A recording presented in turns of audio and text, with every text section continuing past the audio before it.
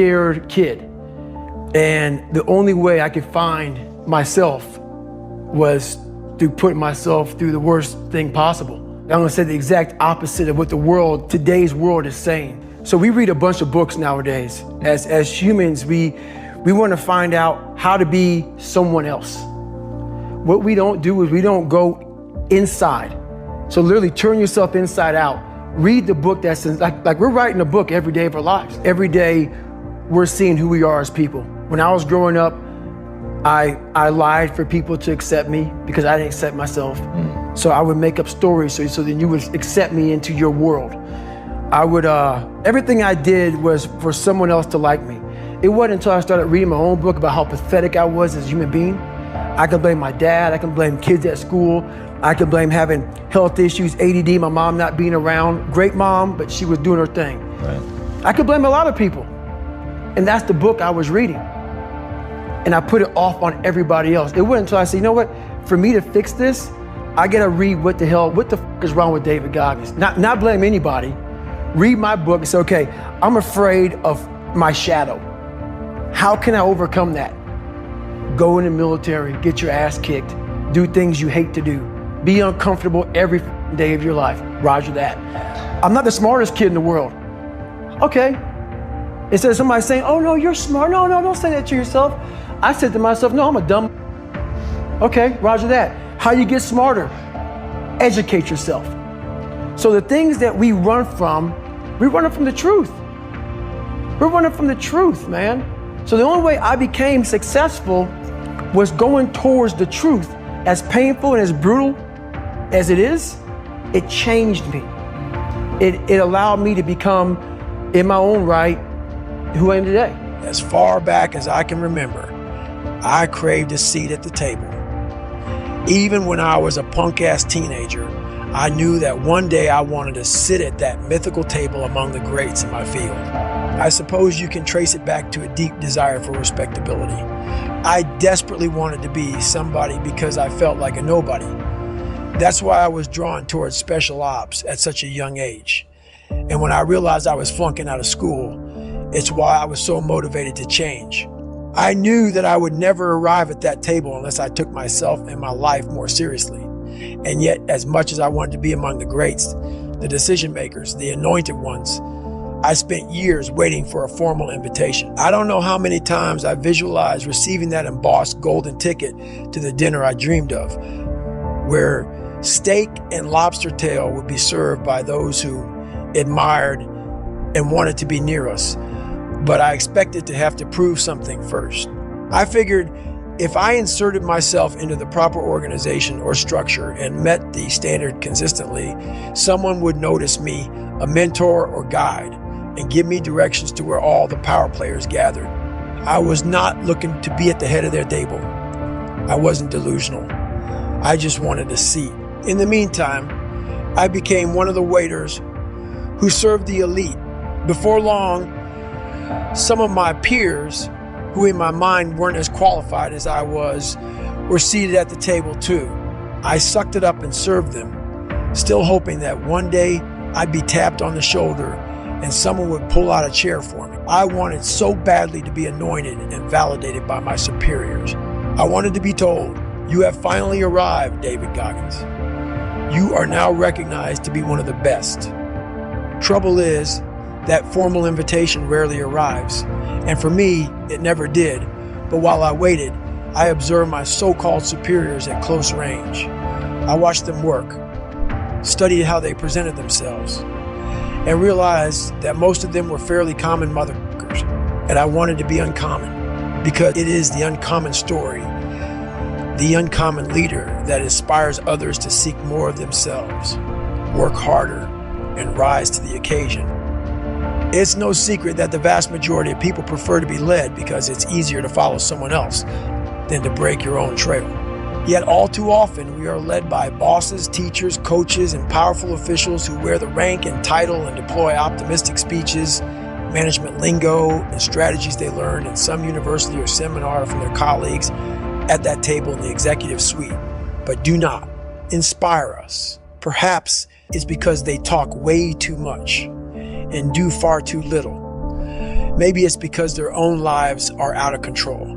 Whatever the case, over time, it becomes obvious that these men and women who we once admired from afar don't have what it takes to lead themselves, let alone anyone else. Yet, when they reject or ignore us, we allow that to limit us and our ability to influence the organization we belong to and the people around us. It doesn't have to be that way. Too many people mistake leadership for what happens at the top, in the spotlight, around that mythical table, when some of the most powerful leaders are hard at work in the shadows. They know that opportunities to make a difference in the lives of their neighbors, family, co-workers, and friends are ever present. They wield massive influence without having to say much, if anything at all. And the first step in becoming one of these unsung heroes is learning how to become a self-leader. And I was a kid who kind of got the bad genes. You know, I had all these little sickly issues, all these allergic to shit. I was a little sickly kid. And it's funny how when people hear my story now, they want to put a title on me. Like I'm superhuman. And I love it because basically it makes you feel better by putting a title on me. Right. You can do it too. And so basically, it's a choice. Yeah, it's a choice. Yeah. It's a horrible choice. Right. It's a hard choice. It's a lot of suffering involved. Yeah. So for me to get the start line, through that start line journey, I realized I'm capable. So what happens through this whole process is the change of the mind. It's a change of the guard. Someone once owned my brain. I never owned it. Yeah. I had no control of You outsourced it. Yes, right. Everybody had it. It was my dad's fault. It was the kids that called me fault. My mom wasn't home fault. My soon-to-be stepdad's fault. The little kid that got ran over by the bus fault. My life was, everybody had a piece of my brain. Yeah. And through this journey of suffering, and the suffering, I put it in because I started finding myself. Yeah. And I started, oh no, I'm taking this back from me. This part of my brain is mine now. And I started puzzling back this piece of my brain. And through that, I grew confidence. I'd learned how to hold myself accountable, and I knew I could take a man's soul in the heat of battle. I had overcome many obstacles and realized that each of those experiences had calloused my mind so thick I could take on any challenge. All of that had made me feel like I dealt with my past demons, but I hadn't. I'd been ignoring them. My memories of abuse at the hands of my father, of all those people who called me, didn't vaporize after a few victories. Those moments were anchored deep in my subconscious, and as a result, my foundation was cracked.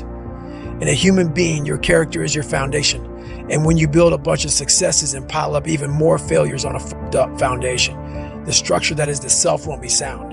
To develop an armored mind, a mindset so calloused and hard that it becomes bulletproof, you need to go to the source of all your fears and insecurities. Most of us sweep our failures and evil secrets under the rug, but when we run into problems, that rug gets lifted up and our darkness reemerges, floods our soul, and influences the decisions which determine our character. My fears were never just about the water, and my anxieties toward class 235 weren't about the pain of first phase. They were seeping from the infected wounds I've been walking around with my entire life, and my denial of them amounted to a denial of myself. I was my own worst enemy. It wasn't the world or God or the devil that was out to get me. It was me. I was rejecting my past and therefore rejecting myself. My foundation, my character was defined by self-rejection. All my fears came from that deep-seated uneasiness I carried with being David Goggins because of what I'd gone through. Even after I'd reached a point where I no longer cared about what others thought of me, I still had trouble accepting me. Anyone who is of sound mind and body can sit down and think of 20 things in their life that could have gone differently, where maybe they didn't get a fair shake and where they took the path of least resistance. If you're one of the few who acknowledge that, want to callous those wounds and strengthen your character, it's up to you to go back through your past and make peace with yourself by facing those incidents and all of your negative influences and accepting them as weak spots in your own character. Only when you identify and accept your weaknesses will you finally stop running from your past. Then those incidents can be used more efficiently as fuel to become better and grow stronger. Right there on Mom's couch, as the moon burned its arc in the night sky, I faced down my demons. I faced myself. I couldn't run from my dad anymore. I had to accept that he was part of me and that his lying, cheating character influenced me more than I cared to admit. Before that night, I used to tell people that my father had died rather than tell the truth about where I came from. Even in the SEALs, I trotted out that lie. I knew why. When you get beat up, you don't want to acknowledge getting your ass kicked. It doesn't make you feel very manly. So the easiest thing to do is forget about it and move on. Pretend it never happened. Not anymore. Going forward, it became very important for me to rehash my life, because when you examine your experiences with a fine-tooth comb and see where your issues come from, you can find strength in enduring pain and abuse. By accepting Trunnis Goggins as part of me, I was free to use where I came from as fuel. I realized that each episode of child abuse that could have killed me made me tough as hell and as sharp as a samurai's blade. I hate to say it, the best way for me to get how I feel across, I can't sit here and say, you know what, yeah, I went through Hell Week and man, it was really hard. No, that takes your damn soul, rips it inside out, and then they say, now we're going to start. It allows me to express where I was at a point of my life. If I don't give you all of me, why the hell am I here? How will you learn from me?